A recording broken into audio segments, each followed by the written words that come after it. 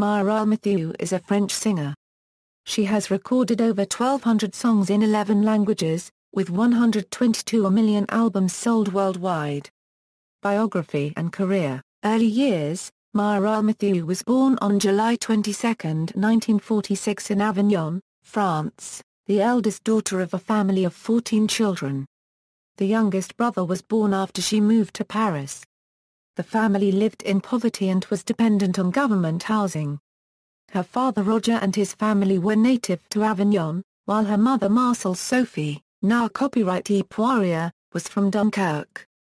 She arrived in Avignon in 1944 as a refugee from World War II after her sister and mother died. Roger, with his father Arcade, ran the family stonemason shop just outside the St. Var copyright-ran cemetery main gate. The Mathieu family have been stonemasons for 5 generations. Today the shop is named La Marbrerie Mathieu Maîtjø, and is still owned and operated by the family. Roger once dreamed of becoming a singer, but his father Arcade disapproved, inspiring him to have one of his children learn to sing with him in church. Mireille included his operatic voice on her 1968 Christmas album, where it was mixed in with the mi๊ʁɛj copyright teen song. Mireille's first paid performance before an audience, at age 4, was rewarded with a lollipop when she sang on Christmas Eve 1950 during midnight mass. A defining moment was seeing a Pernille Dithpiaf sing on television. Mireille performed poorly in elementary school because of dyslexia, requiring an extra year to graduate. Born left-handed, her teachers used a ruler to strike her hand each time she was caught writing with it. She became right-handed, although her left hand remains quite animated while singing. She has a fantastic memory, and never uses a prompter on stage. Abandoning higher education, she began work in a local factory in Montfavet at age 14, where she helped with the family income and paid for singing lessons. Popular at work, she often sang songs at lunch, or while working.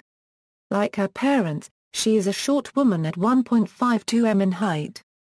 Her sister Monique began work at the same factory a few months later, both given bicycles on credit to commute with, making for very long days, and many bad memories of riding against the Mistral winds. The factory went out of business, so Mireille and her 2 oldest sisters became youth counselors at a summer camp before her rise to fame, a summer where she had her fortune told by tarot cards by an old gypsy woman, saying she would soon mingle with kings and queens. Mireille is Roman Catholic, and her adopted patron saint is Saint Rita, the saint for the impossible. Mireille's paternal grandmother Germaine, now copyrightee Chareton, assured her that Saint Rita was the one to pray to for hopeless cases. Beyond religion, like many artists, she is unabashed about superstition and luck. She has stage fright, and can be seen making the sign of the cross before moving out on stage. Debut. Mathieu began her career by participating in an annual singing contest in Avignon called On Chanty dans mon quartier. Photos depict the affair as rather drab with a cheap curtain and one projector light. The stage was only 20 feet square, and the singer having to share that with a large piano and musicians. One cannot help but notice the huge audience of mostly young and boisterous persons.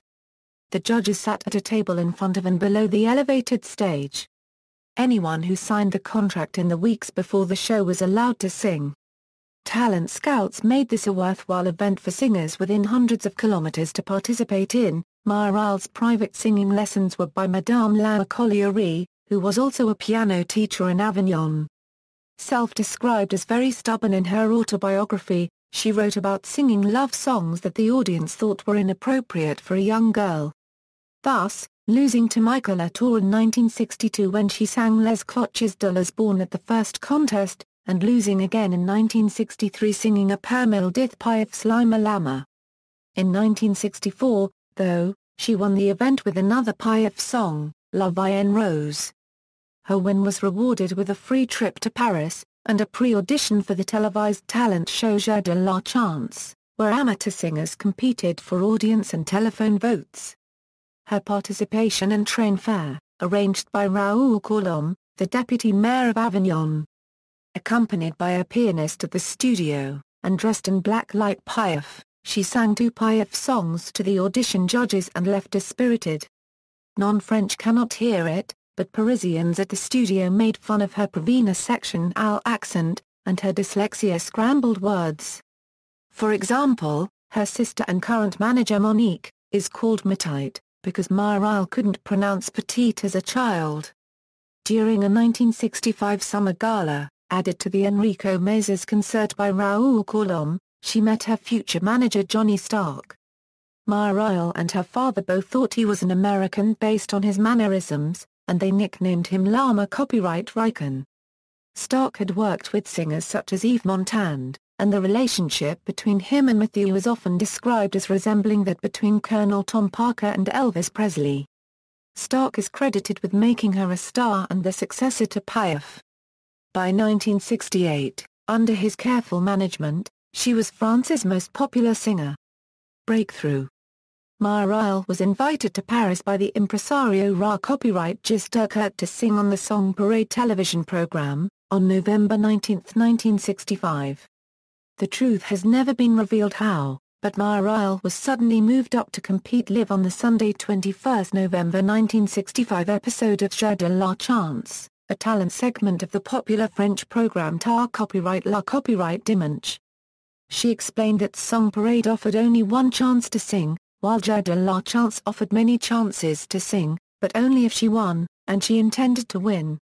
Both the studio audience and telephone voters gave her a slight lead over five-time winner Georgette Lemaire, so the producers called it a tie. Johnny Stark officially became her manager that night, and with his longtime assistant Nadine Joubert, helped prepare Mireille to win the contest the following week. In a short film called La Guerre des Piaf, Georgette and Mireille are interviewed separately, both are small and the same height. Mireille is surrounded by her sisters Monique and Christiane, with Johnny hovering in the background as she is interviewed for the first time on camera.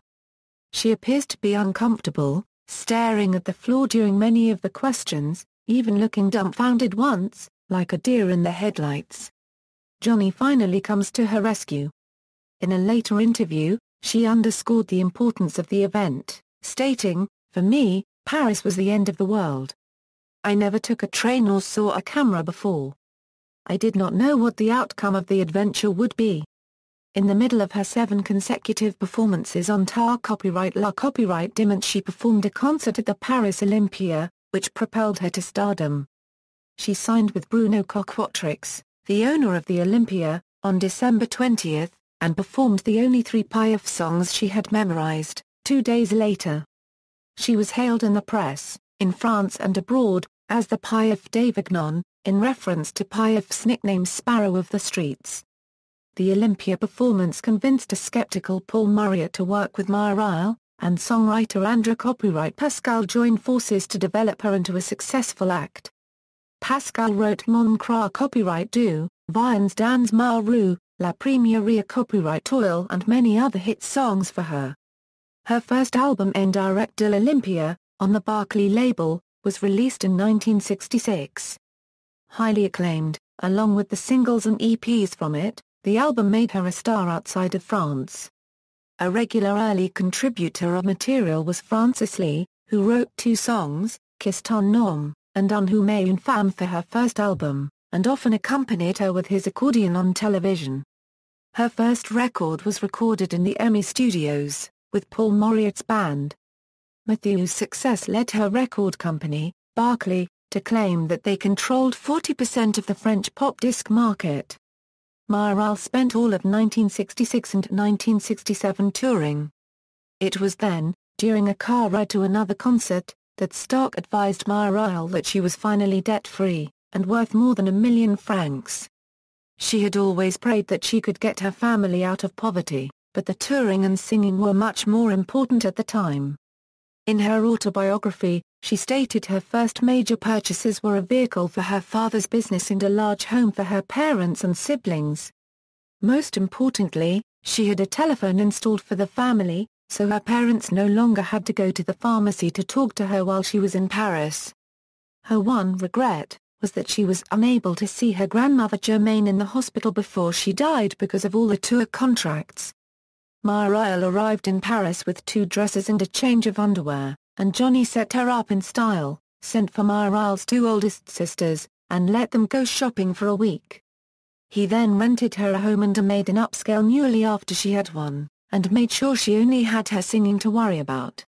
Johnny recorded all the expenses though, and he was fully compensated before a franc was ever put in Mireille's account. Mireille has only sung twice at the London Palladium during royal performances. Once in 1967, and again in 1969.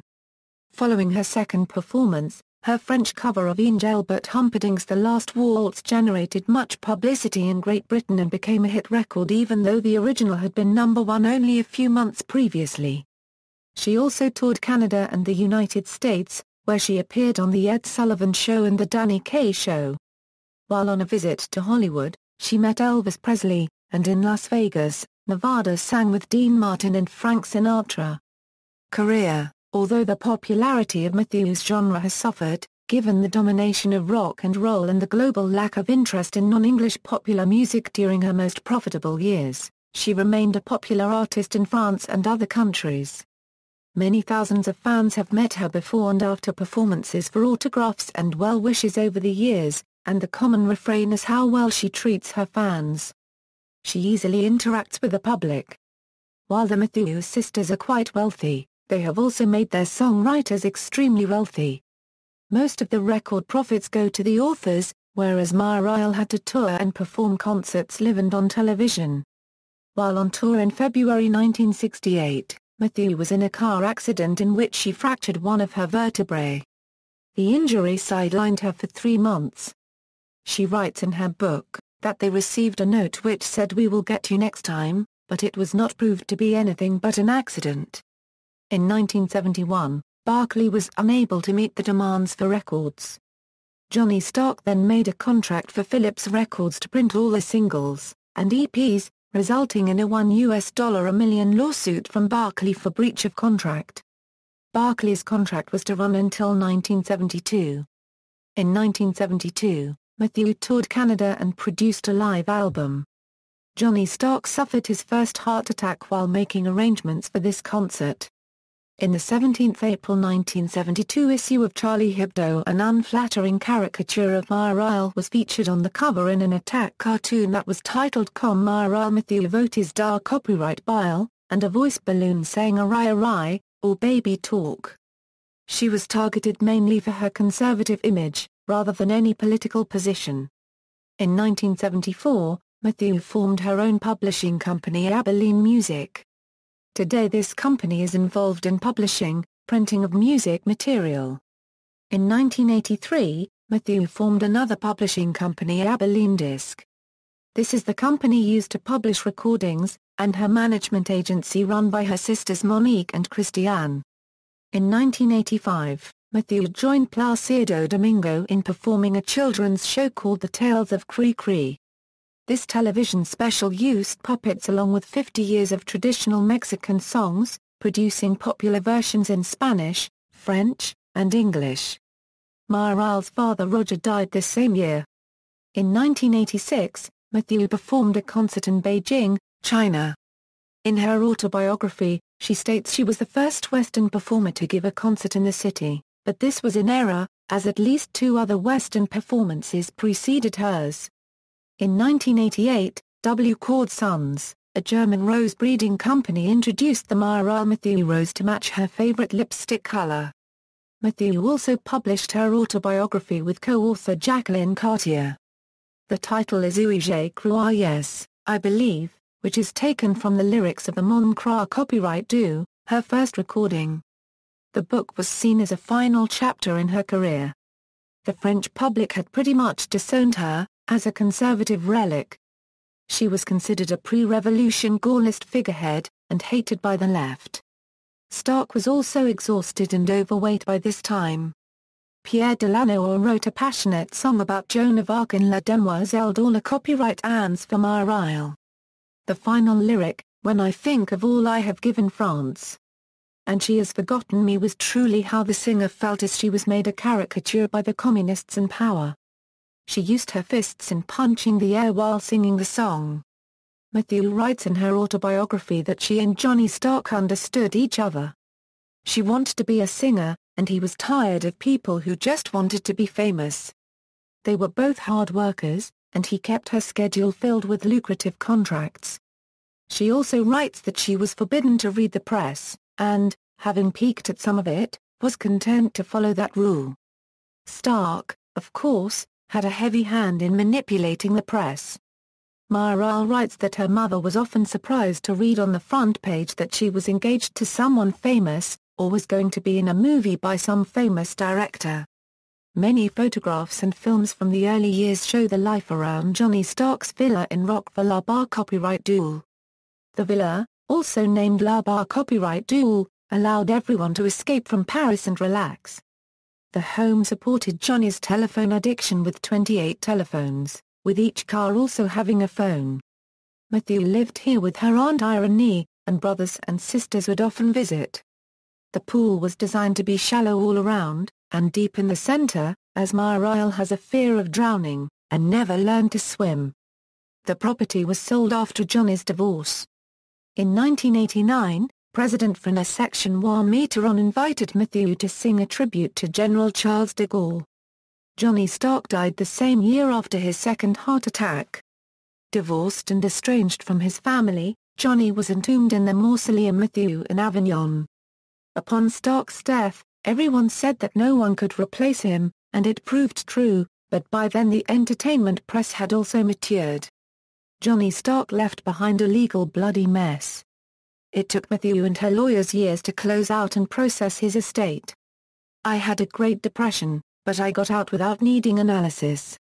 The most controversial event of Mathieu's career occurred when she took over Stark's office, and ended her business relationship with Nadine Joubert.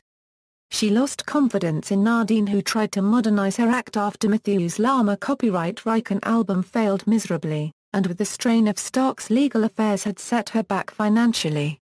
Her sister Monique stepped in to become her business manager, and the two women have remained profitable in the industry ever since.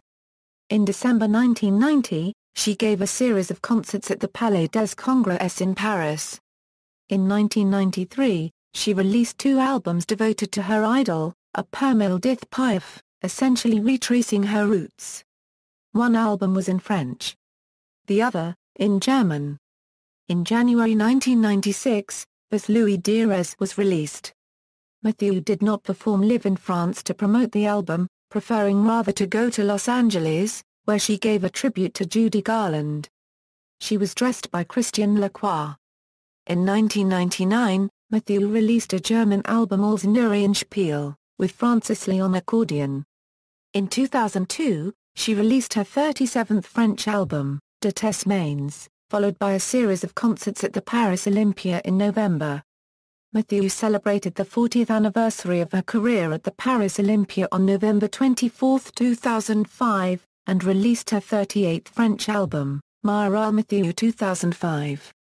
The performance, and an interview, were recorded and released in widescreen DVD format in 2006. However, the DVD was in European video format only. Mathieu joined with Jean-Claude Rick and his orchestra for this concert, and has worked with him ever since. Their latest concert to Siberia in 2012 has kept them paired, and the music has garnered excellent reviews. In 2007, Mathieu supported presidential candidate Nicolas Sarkozy, the mayor of Neuilly, where she has resided since coming to Paris in 1965. Sarkozy was elected President of France, and Prince of Andorra. In 2012 she did not support any candidate publicly. In December her lawyers also won a lawsuit from MGM Home Entertainment for failing to compensate her production company Abelane Disc for the 1967 song Les Yeux de l'Âme, used in the German version of the movie Casino Royale. On November 1, 2008, she was a guest of Prime Minister Vladimir Putin in Moscow, and performed a concert in his honor. The two visited the tent of visiting Libyan leader Muammar Gaddafi.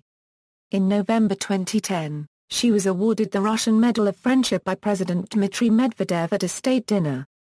She was in Russia and the Baltic states throughout November, returning to Paris after a concert in Warsaw, Poland on November 28. In January 2011, Mireille was promoted from Chevalier to Officier of the La Copyright Guinde d'Honneur. In November 2011, Mathieu cancelled her concert in Israel for the second time in 2011. The promoter again failed to meet the required ticket sales. Mireille with Jean Claudric and his orchestra were in Siberia, Russia in March 2012, visiting 3 cities, Perm, Tyumen, and Yekaterinburg. Mireille Mathieu was accompanied by her mother and sister Monique to Moscow, Russia from August 31 to September 8, 2012, for the Sparskaya Tower Military Festival in the Red Square. This was her 4th consecutive year singing at the event. She did a solo performance in the middle of Red Square, with military bands backing her Pardon moi c'est caprice d'enfant, and Non, je ne regrette rien songs. During an interview in Moscow, Mathieu mentioned that the group Pussy Riot had committed a sacrilege in the church by having a political demonstration against President Putin. French television program On n'est pas couché Copyright edited out the second half of her statement, and called her a tool of President Putin. Her lawyer Andra Copyright Schmidt sued the station for defamation. The part that was edited out was as a woman artist and a Christian, I beg the indulgence of these 3 girls. The group of 3 women were convicted and sentenced to jail for 2 years for being hooligans, and inciting religious hatred. The suit was dismissed at trial in July, 2014. Mathieu has announced on her webpage that she is re-releasing her Chanty Piaf album in October, with 2 new recordings added, in celebration of her 50th year as a singer, and the 50th year of Piaf's death. In October 2012 Mireille Mathieu announced on her webpage that she had cancelled some of her shows in Russia. She had contracted these shows through a Yekaterinburg company called mi๊ʁɛj, through her Malta agent Forza Investment Limited. She stated that mi๊ʁɛj acted in a highly unprofessional and even fraudulent way. She was able to salvage the tours on November 3, 2012 in Moscow, November 5, 2012 in St. Petersburg and November 7, 2012 in Krasnodar. She also performed the rescheduled concert in Ifal on March 7, 2013. From 2009 to 2013, she was the main guest star of the International Festival of Military Orchestras Sparskaya Tower, held in Moscow's Red Square. On 5 September 2013, during her concert event of the festival, she sang in a light dress under an icy rain and a gusty wind, refusing to take an offer for a coat as disrespectful to the people freezing in the stands. Russian TV's Culture Channel praised her performance on that day as a feat. Mathieu lists an active tour schedule for 2014 on her website, to celebrate her 50th year in show business. Her first concert was going to be in Kiev, and she held out hope it would go on, but finally cancelled it 7 days before due to the instability. Her France 50th anniversary tour runs from October to November 2014. Personal: Mireille Mathieu has never been married and has no children. She has a very close circle of friends and family. In public events she is surrounded by her mother Sophie, her talent manager Monique, and her servant Hervé Copyright Mark. Unlike other superstars, she does not have a publicist, or feel the need to expand on her private life. She is a devout Christian, and still participates in Catholic Mass with her family. Discography. Bibliography: Miîʁɛj, J. Croix, with Jacqueline Cartier, Paris, Robert Laffont, 1987. See also, List of songs recorded by Mireille Mathieu, List of personalities from Avignon, references. External links: Media related to Mireille Mathieu at Wikimedia Commons, official website.